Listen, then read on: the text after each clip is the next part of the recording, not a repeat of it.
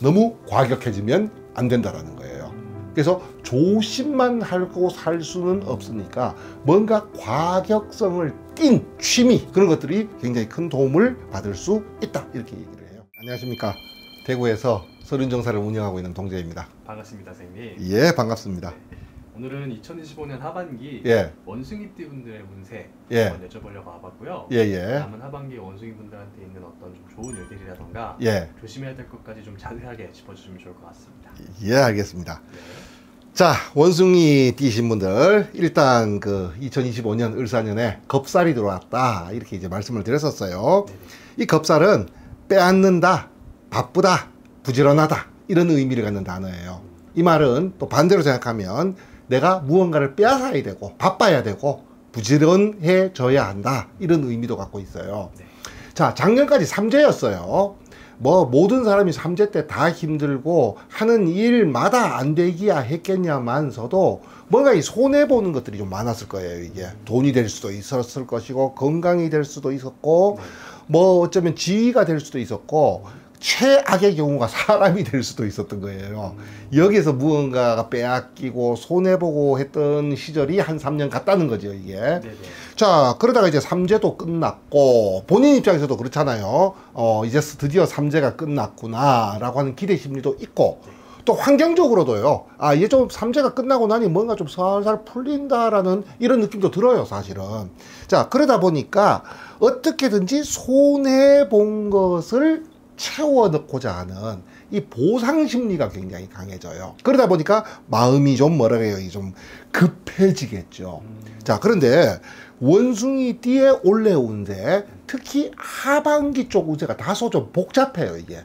그래서 좋아요, 나빠요, 그건 뭐 이럴 수도 있고 저럴 수도 있는데, 일단 하반기는 좀 나중 문제라고 나중에 다시 얘기를 하고, 자, 상반기에는요 을목의 영향을 먼저 받아요, 을사년에. 자, 그러면 이 을사년 원숭이 띠신 분들에게 을목은 재운 돈복이다, 이렇게 얘기를 해요. 재물 재자를 쓰다 보니까 저희들이 돈복 이렇게 얘기를 하는데, 자, 내가 그간에 애써 왔던 것들의 결과물이다라는 거예요. 그러면 이 돈복이 들어왔다, 이렇게 얘기하면 내가 지금까지 노력하고 일구어 왔던 것에 대한 결과물이 들어온다라는 말도 되지만, 이 결과를 굉장히 강력하게 희망한다라는 뜻도 돼요. 자, 그래서 그냥 뭐라 그러나 그냥 자분 하던 대로만 하고 있으면 얼마든지 그동안 내가 노력하고 일구어 왔던 일에 결과물이 알아서 들어올 건데, 내가 이 마음이 급해졌단 말이에요. 겁살까지 겹쳐가지고. 그러다 보니까 너무 이 결과에 민감해져 가지고요, 과정이 무시가 된다든지 편법이나 혹은 탈법을 갖다가 쓸 수도 있다는 거예요. 원래는 별 문제가 없어요. 그래도 별 문제가 없지만 내년으로 해가 딱 바뀌는 순간에 이것으로 인해 가지고 부작용이 생길 수 있다라는 거예요. 자, 하반기로 들어서면서 슬슬 뱀띠라고 하는 사화의 영향을 본격적으로 받는데요.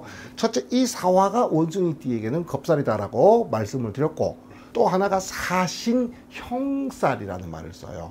형이라는 말이 형벌이라는 뜻을 가지고 있거든요. 형벌을 집행한다는 말도 되고 형벌을 받는다라는 말도 돼요.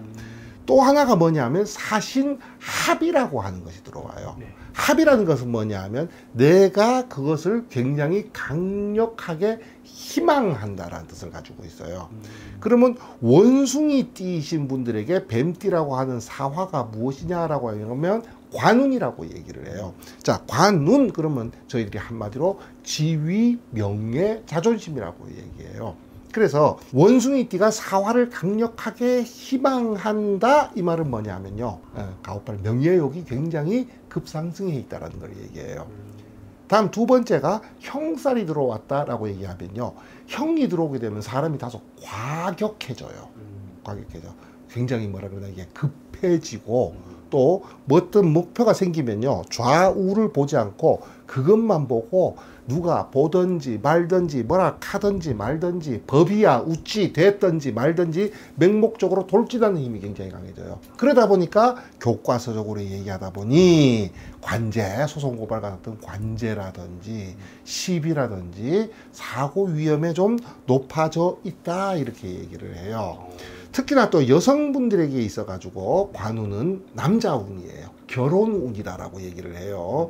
그러다 보니까 이런 결혼, 자, 연애운과 결혼운은 약간은 좀 달라요. 이게 연애운은 조금 재미라고 얘기하나?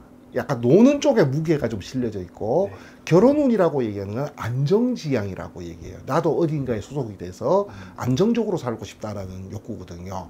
자, 이것을 좀 강력하게 희망하게 된다 이렇게 얘기를 해요. 네네. 그리고 또 하나가 이제 뭐가 있느냐 하면요, 이 합이 되면 없던 게 하나가 생겨요. 뭐냐 하면 이 원숭이띠는 목화토금수에서 금이거든요. 뱀띠라는 거는 목화토금수에서 화예요. 금과 화인 사신이 합을 딱 얘기해 보면요, 아무 상관도 없어 보이는 수라고 하는 것이 생겨나요. 자, 이 수는 뭐냐 그러면 우리가 원숭이띠에게 있어서는 식복일복이라고 얘기해요. 이게 뭔가 할 일이 생긴다라는 거예요. 자, 그래서 이 운에서요, 가장 좋은 운은 뭐냐면요, 관이니까 관과 관련된 일, 취업, 진급, 스카웃 이런 쪽이 제일 유리해요. 그래서 오죽하면요, 웃자고 하는 말인데 저희들이 이런 운에서는 하다 안 돼가지고 떡볶이 장사를 해도 시청 앞에 가서 해야 된다, 관공서 앞에 가서 해야 된다고.